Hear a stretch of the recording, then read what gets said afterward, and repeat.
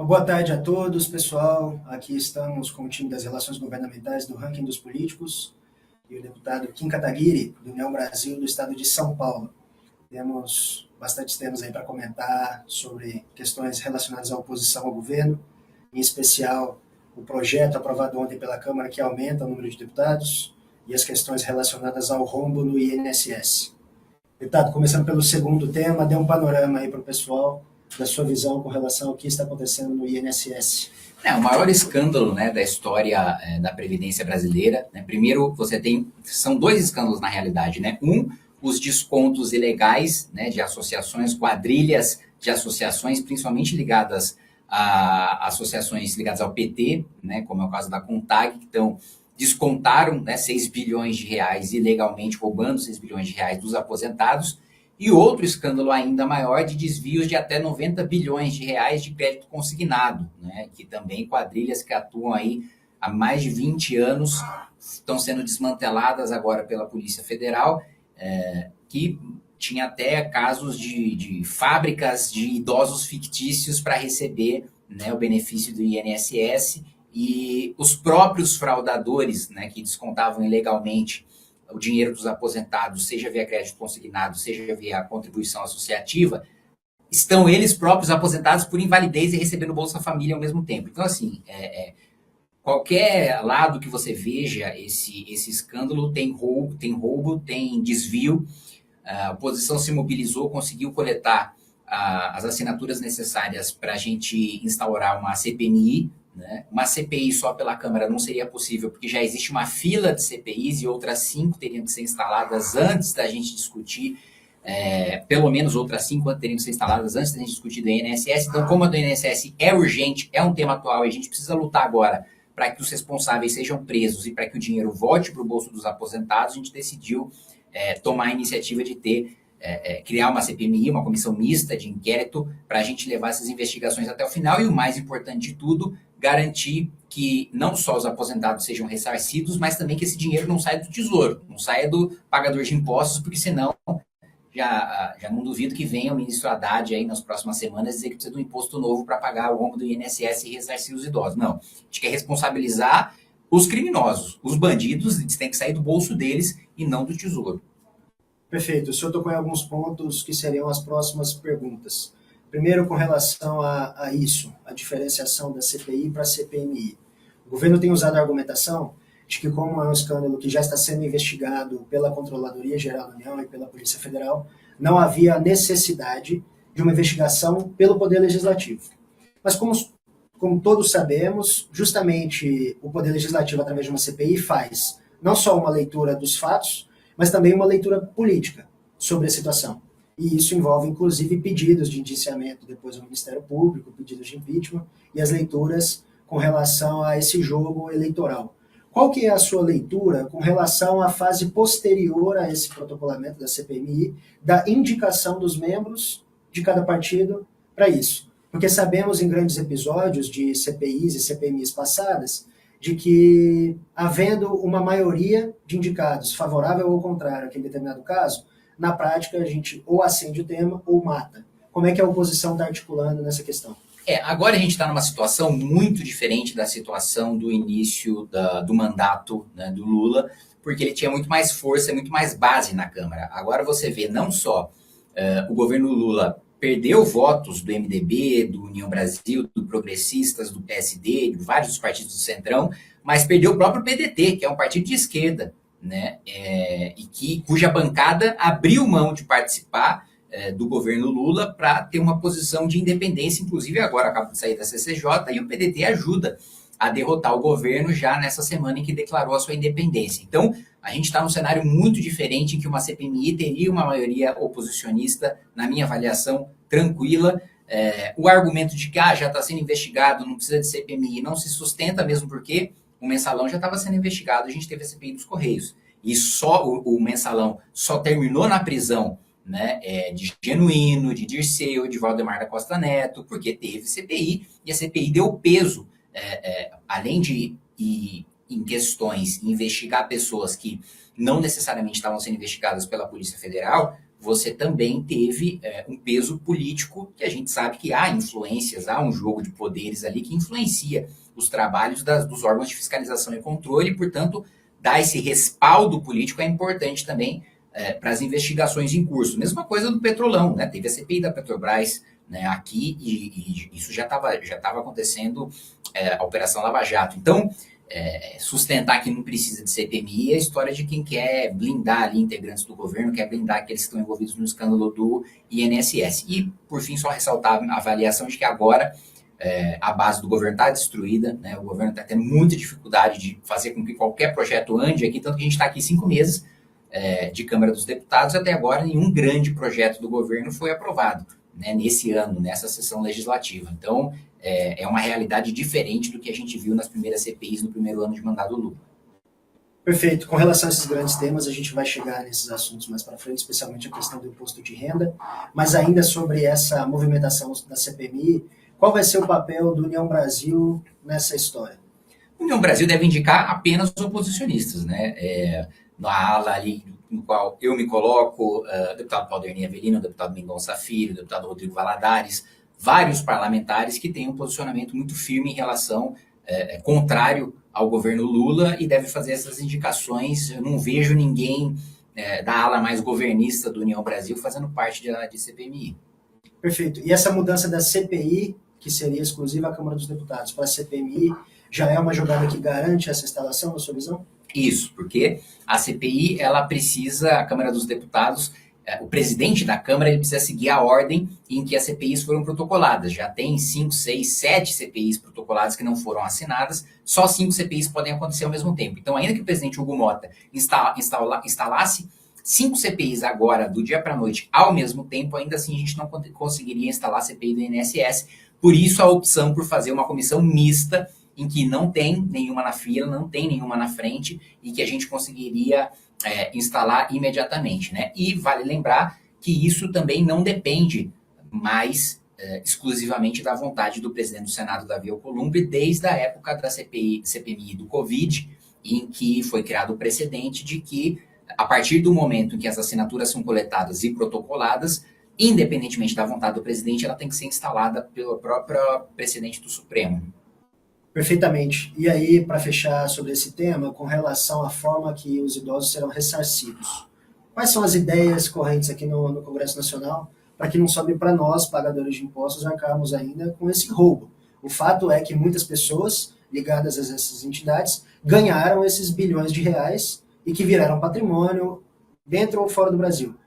Para que isso seja mantido com eles para que isso não seja mantido com eles e nós paguemos essa conta, qual é a movimentação aqui interna? Eu tenho desenhado, junto com o deputado Mendonça Filho, um projeto que não só, né, responsabiliza as pessoas físicas, né, os criminosos, né, pelo ressarcimento de todos os danos, né, de tudo que eles precisam devolver para os aposentados, de tudo que eles roubaram dos aposentados, mas responsabilizar as entidades, as associações, os sindicatos, todos aqueles que foram um instrumento essencial no roubo dos aposentados, né? Ou seja, dando uma garantia, porque esses sindicatos e essas associações têm patrimônio, têm CNPJ, têm endereço certo, não tem como fugir, né, de uma, entre aspas, execução para ressarcir os aposentados, para ressarcir o INSS e para a gente conseguir ter esse dinheiro de volta. Então, a gente está desenhando esse projeto justamente para evitar essa proposta que tem sido ventilada pelo governo de tirar dinheiro do Tesouro, e o Tesouro, né, é o nome meio que a gente usa aqui para dinheiro do pagador de impostos. Exato.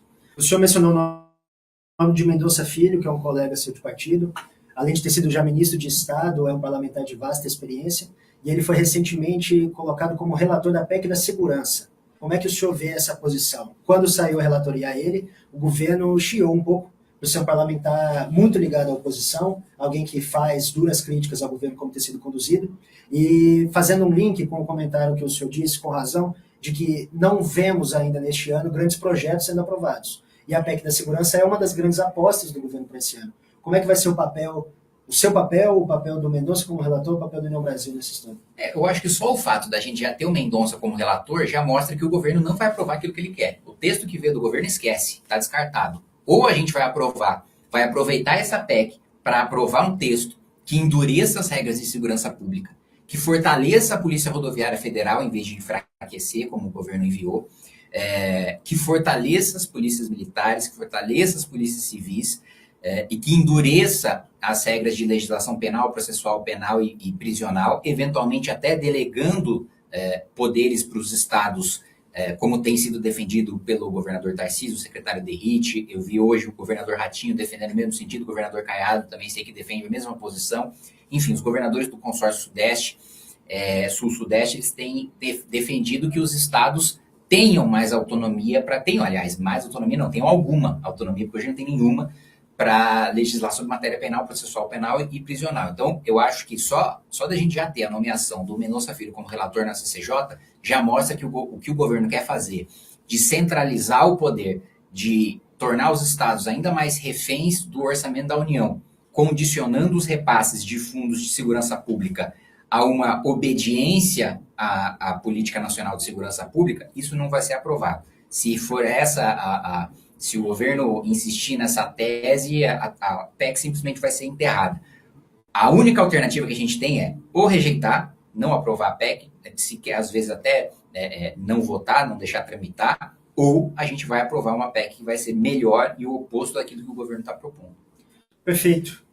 Para mudarmos de assunto com relação ao tema de ontem, a aprovação pela Câmara dos Deputados de um projeto que aumenta o número de parlamentares de 513 para 531 cadeiras, por conta de uma decisão do Supremo Tribunal Federal, seguindo a legislação eleitoral, de que no ano anterior à eleição há de se fazer um recálculo de acordo com a proporção de população nas 27 unidades da federação.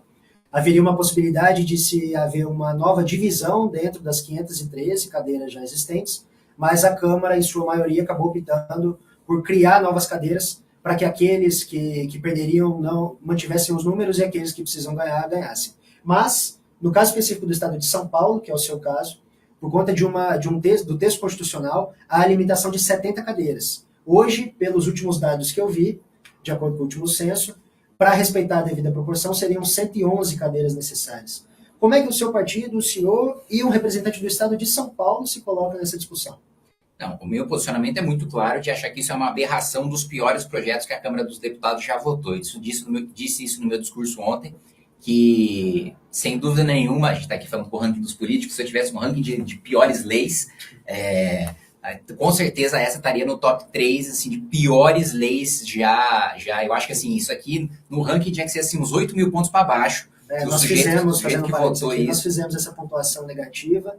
Estávamos lá ontem até às 11h30 da noite, no corpo a corpo, dentro do plenário da Câmara dos Deputados, explicando, imagino que o senhor vai mencionar, mas já puxo aqui o assunto, com relação ao impacto milionário que isso tem a nível federal e o efeito cascata que isso tem nas assembleias estaduais. Né? Então, por essa razão, buscando os pilares do ranking de eficiência dos gastos públicos e economia dos gastos públicos, nós orientamos publicamente a votação e aqueles que foram favoráveis perderão pontos lá no nosso ranking. É isso, né? O meu posicionamento é absolutamente contrário. Primeiro, é ruim para o Brasil, né? Esse é um ponto de que é inegável que já há uma distorção de representatividade.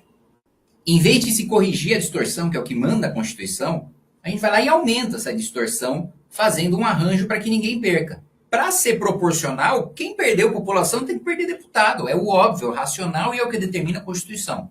Inclusive, eu acho, e disse isso também, que o que foi aprovado pela Câmara dos Deputados é inconstitucional. É incompatível com a Constituição, porque a Constituição coloca, é proporcional. E a única exceção é o piso de 8 e é o teto de 70.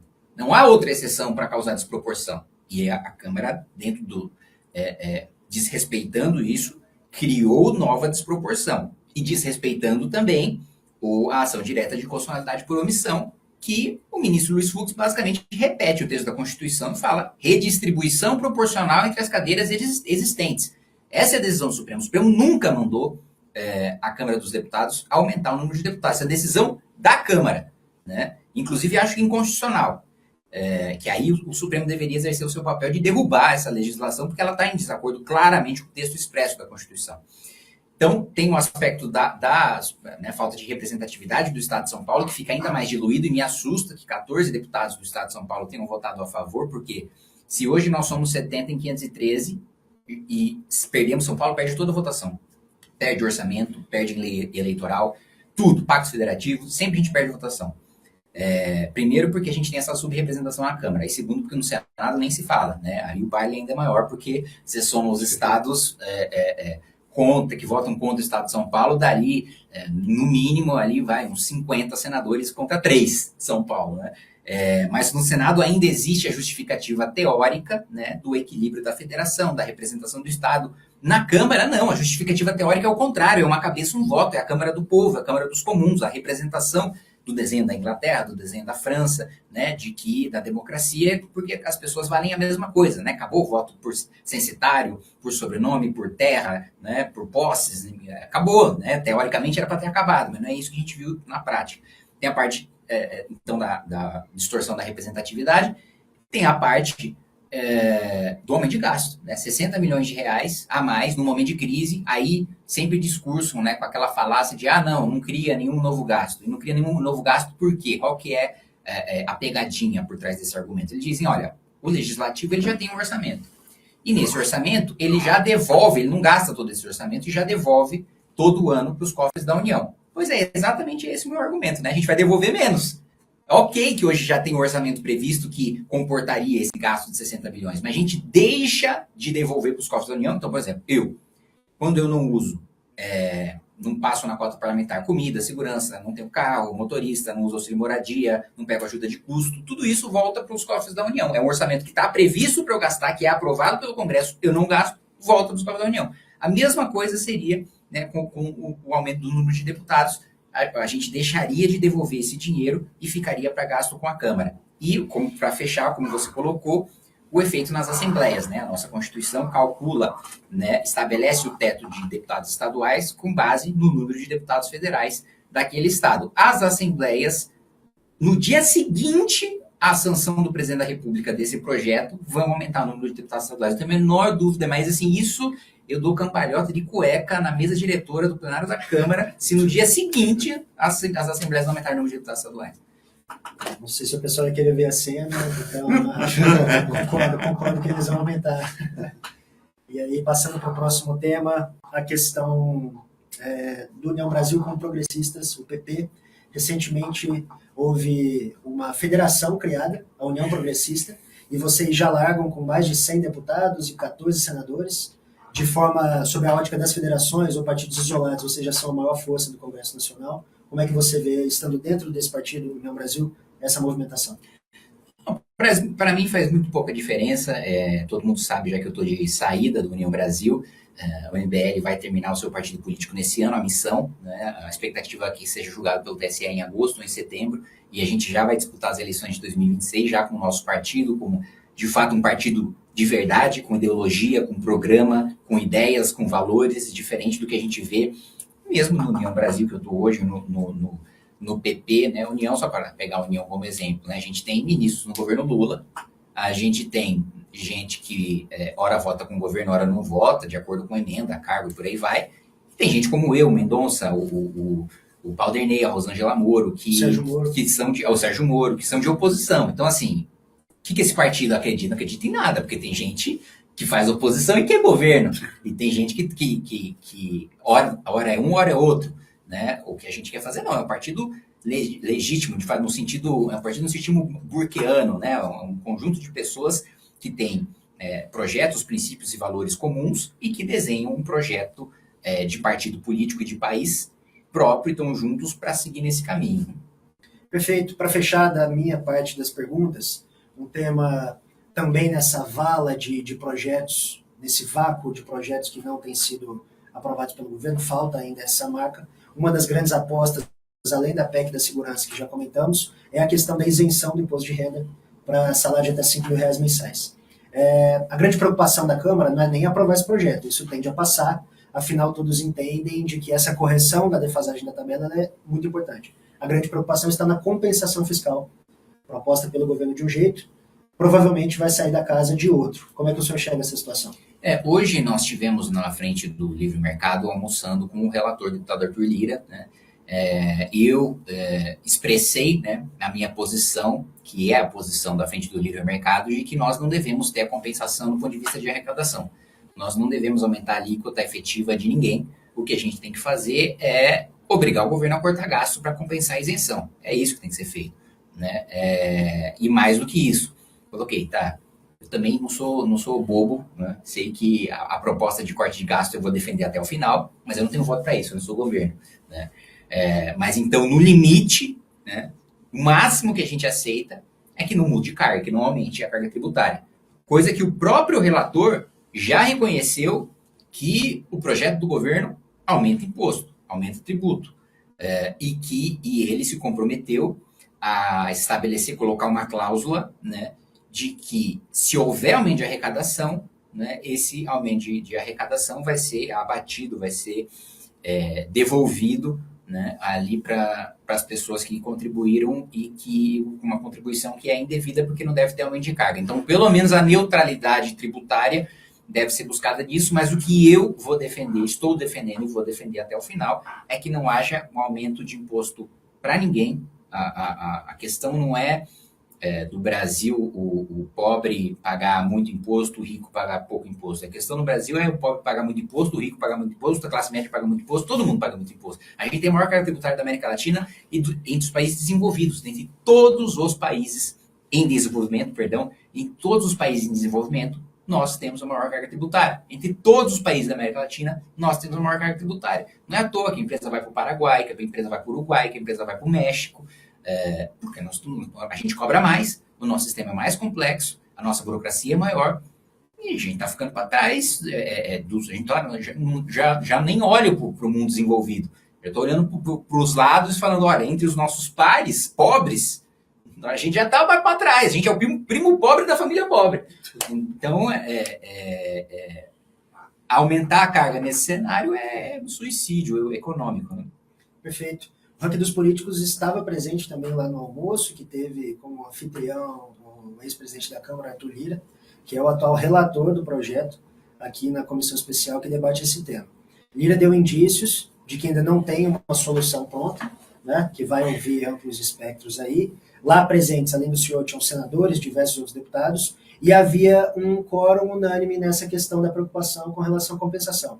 Para a gente esmiuçar isso mais com relação a isso, afinal, o ranking possui como pilares essa questão da eficiência do Estado e desenvolvimento dos negócios.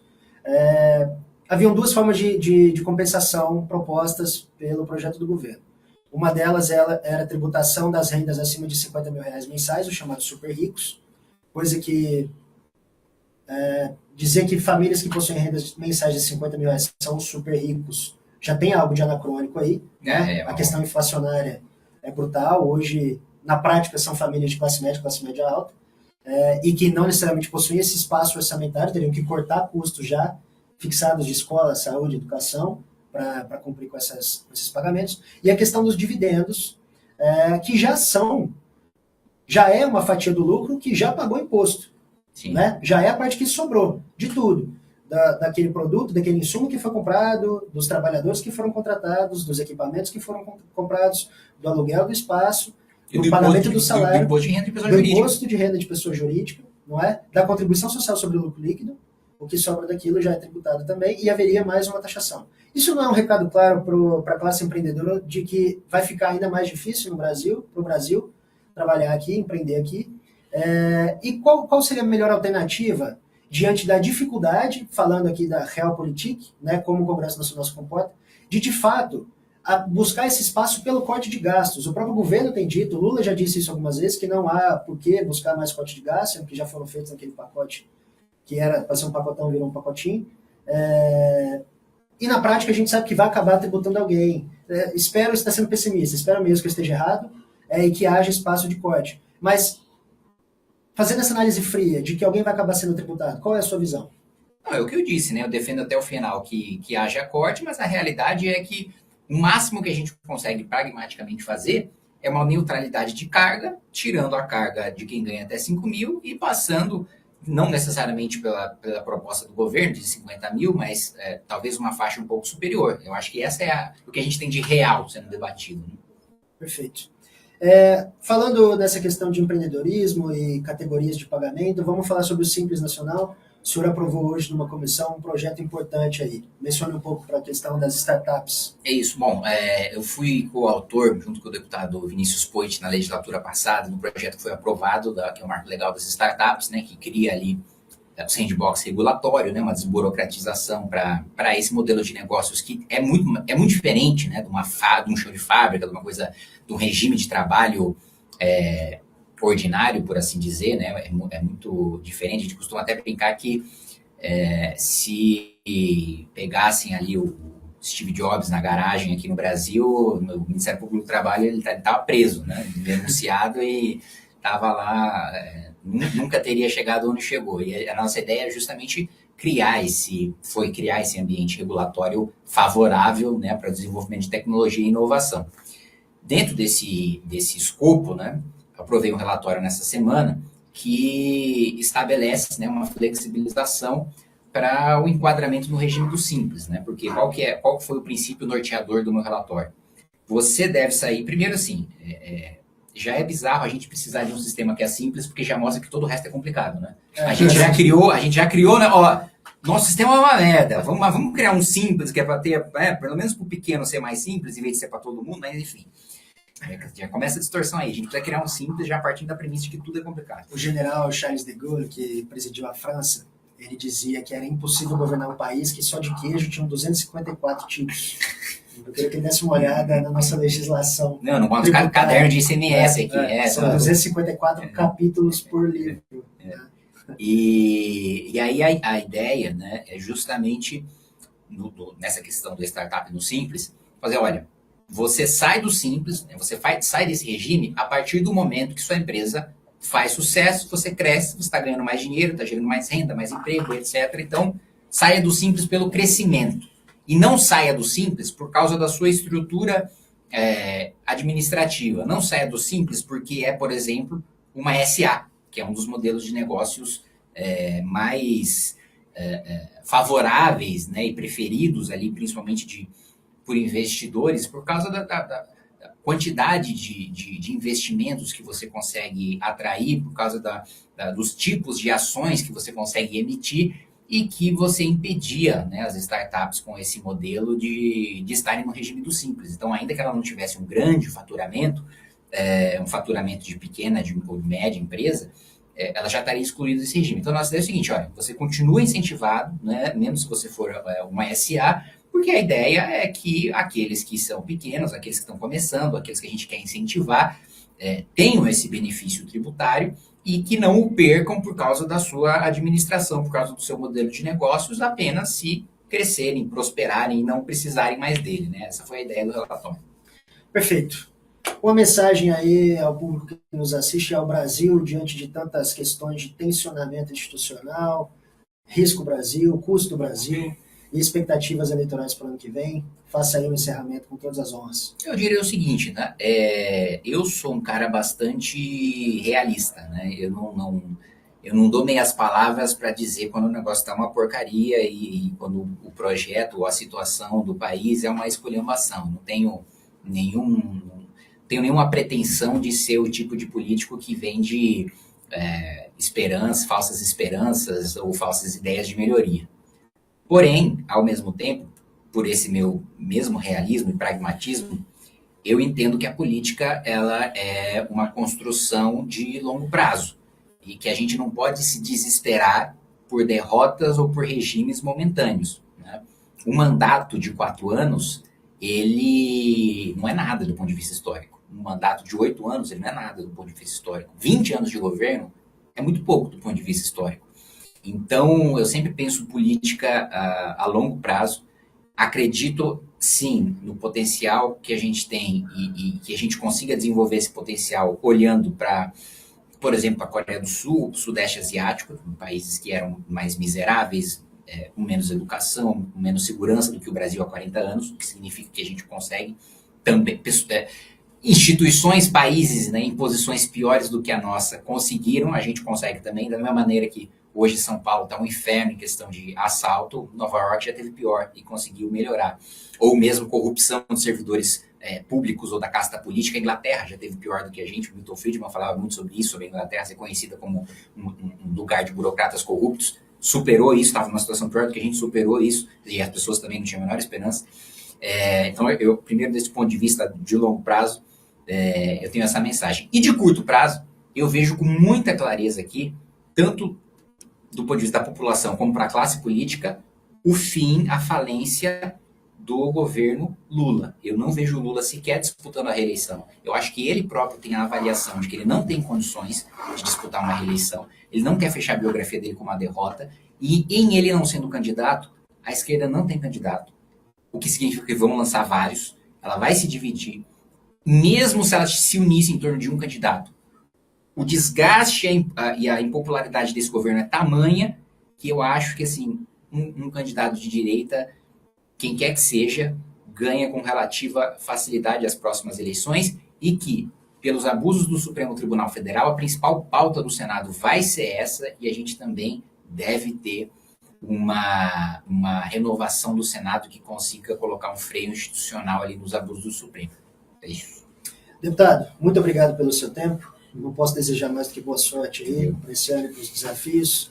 Pessoal do ranking, nos acompanhem aí. Você que quer acompanhar um pouquinho mais dos bastidores dessa casa e do Senado Federal, assine o nosso projeto aí e acompanhará através dos stories todos os dias a equipe das relações governamentais fazendo esse corpo a corpo com os deputados, defendendo as pautas que a gente acredita e trabalhando para um Brasil melhor. Um abraço e até a próxima.